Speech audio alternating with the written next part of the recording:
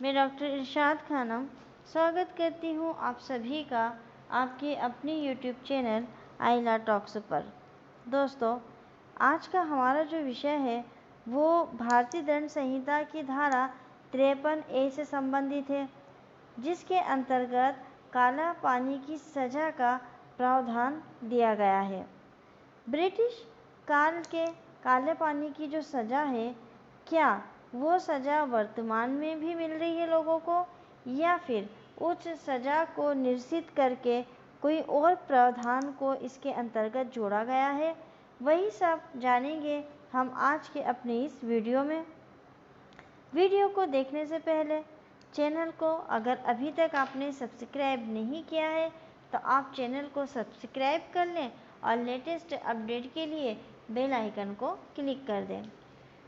British शासनकाल में भारतीय कैदियों को निर्वासित करके काले पानी की सज़ा के रूप में उनको अंडमान निकोबार द्वीप समूह में भेजा जाता था। ये लगभग आप सब लोगों को पता है, हिस्ट्री जिसने भी पढ़ी होगी उनको पता है कि काले पानी की सज़ा का जो प्रावधान है वो ब्रिटिश काल के समय का है।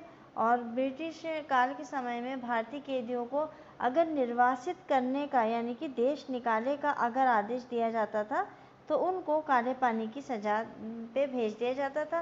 काले पानी मतलब कहा अंडमान निकोबार द्वीप समूह में, क्योंकि वहाँ की जो जलवायु है वो मानव स्वास्थ्य के लिए अत्यंत हानिकारक होती है और अत्यंत हानिकारक होने के कारण वहाँ व्यक्ति जो है अधिक दिनों तक जीवित नहीं रह सकता।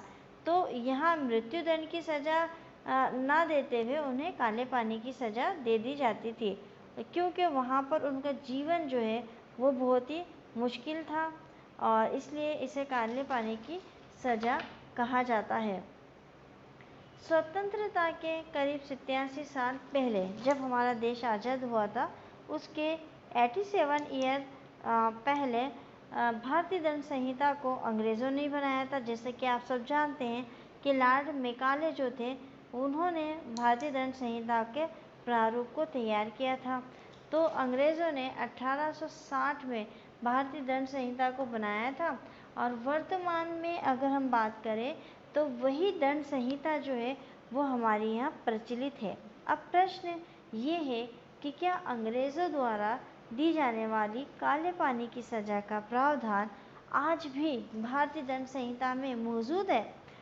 स्वतंत्रता के पश्चात इस दंड को भारतीय दंड संहिता की धारा 53 के उपखंड 3 से हटा दिया गया, लेकिन दंड विधि संशोधन 1955 द्वारा इस धारा के दंड निर्वासन का क्या अर्थ होगा, यह एक नई धारा 53 का जोड़कर बताया गया है। यानी अगर हम ये कहें कि काले पानी की सज़ा को अब हटा दिया गया है, पर उसको जब निरसित किया तो उसकी जगह जो निर्वासन, क्योंकि काले पानी की सज़ा क्यों दी जाती थी? निर्वासित करने के लिए, निर्वासन करने के लिए। तो अगर निर्वासन किया जा रहा है तो अब अगर काले पानी की सज़ा के रूप में निर्वासन नहीं किया जा रहा है तो फिर निर्वासन कैसे हो रहा है? तो यहाँ पर एक नई धारा जोड़ दी थी 53 का, और उसको जोड़कर पुरानी जो 53 का उपखंड 3 था काले पानी की सज़ा का, उसको हटा दिया गया था। भारतीय दंड संहिता 1860 की धारा 53 का की अगर हम परिभाषा की बात करें तो निर्वासन के प्रति निर्देश का अर्थ लगाना। इसकी उपधारा 1, उपधारा 2 और उपधारा 3 के उपबंधों के अध्ययन किसी अन्य तत्समय प्रवृत्ति विधि में या किसी ऐसी विधि या किसी निश्चित अधिनियमिति के आधार पर प्रभावशील किसी लिखित या आदेश में आजीवन निर्वासन के प्रति निर्देश का अर्थ ये लगाया जाएगा कि वह आजीवन कारावास के प्रति निर्देश है।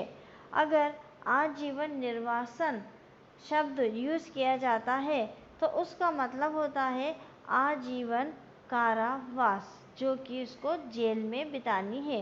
उपधारा 2, हर मामले में जिसमें कि किसी अवधि के लिए निर्वासन का दंडादेश दंड प्रक्रिया संहिता संशोधन अधिनियम के प्रारंभ से पूर्व दिया गया है, अपराधी से उसी प्रकार बरता जाएगा मानो वह उसी अवधि के लिए कठिन कारावास के लिए दंडाधीश किया गया हो। अगर संशोधन कर दिया गया है 1955 में, तो जिस व्यक्ति को काले पानी की सज़ा मिली है, उस काले पानी की सज़ा को कहाँ पे कन्वर्ट कर दिया जाएगा? आजीवन कारावास में और कठिन कारावास में। सज़ा वही रहेगी, निर्वासन मतलब देश से निकालने को निर्वासन हुआ, लेकिन यहाँ निर्वासन का मतलब ये हुआ कि उसको आजीवन कारावास की सज़ा हो गई बजाय काले पानी की सज़ा के। उपधारा 3, किसी अन्य तत्समय प्रवृत्ति विधि में किसी अवधि के लिए निर्वासन या किसी लघुत्तर अवधि के लिए निर्वासन के प्रति, चाहे उसे कोई भी नाम दिया जाए, कोई निर्देश लुप्त कर दिया गया समझा जाएगा। अगर ब्रिटिश काल के समय में किसी व्यक्ति को सज़ा दी है कि उसको आजीवन निर्वासन या फिर लघुत्तर अवधि के लिए निर्वासन दिया गया है, तो जैसे ही विधि चेंज हुई 1955 में जो संशोधन हुआ, तो वैसे ही वो पुरानी विधि जो है वो लुप्त हो जाएगी। निर्वासन वाला जो शब्द है वो खत्म हो गया, तो उससे जुड़ी हुई सज़ा भी खत्म हो गई। उपधारा 3 में यही कहा गया है। उपधारा 4, किसी अन्य तत्समय प्रवृत्ति विधि में निर्वासन के प्रति जो कोई निर्देश हो का, यदि उस पद से आजीवन निर्वासन अभिप्रेत है, तो इसका अर्थ आजीवन कारावास के प्रति निर्देश होना लगाया जाएगा। खा, यदि उस पद से किसी लघुत्तर वृद्धि के लिए निर्वासन अभिप्रेत है, तो ये समझा जाएगा कि वह लुप्त कर दिया गया है। यानी अगर आजीवन निर्वासन है तो वो आजीवन कारावास में तब्दील हो जाएगा, और अगर ये कहा गया है कि लघुत्तर समय के लिए निर्वासन है, यानी कुछ समय के लिए उसको काले पानी की सज़ा देंगे, तो फिर वो लुप्त हो जाएगा। जैसे ही ये संशोधन हुआ वैसे ही वो लुप्त हो गया। लेकिन यहाँ आपको ये ध्यान रखना है कि आजीवन निर्वासन लुप्त नहीं हुआ है, आजीवन निर्वासन कायम में बदल गया है आजीवन कारावास में, लेकिन जो कम समय अवधि का निर्वासन दिया था वो समाप्त हो जाएगा इस संशोधन के बाद। अगर हम बहुत ही सरल शब्दों में कहें तो हम ये कह सकते हैं कि अगर न्यायालय द्वारा किसी आरोपी को आजीवन निर्वासन यानी कि निष्कासन आदेश या निर्देश दिया जाता है, तब इस दंड का अर्थ देश निकाला नहीं होगा, न ही काले पानी की सज़ा होगी। तब इस दंड का अर्थ अपराधी को आजीवन कठोर कारावास का दंड होगा, सश्रम कारावास सहित। वीडियो अगर आपको पसंद आता है तो आप लाइक करिए, कमेंट से करिए, अधिक से अधिक शेयर करिए। मिलते हैं अगले वीडियो में एक नए विषय के साथ। तब तक के लिए शुक्रिया, धन्यवाद।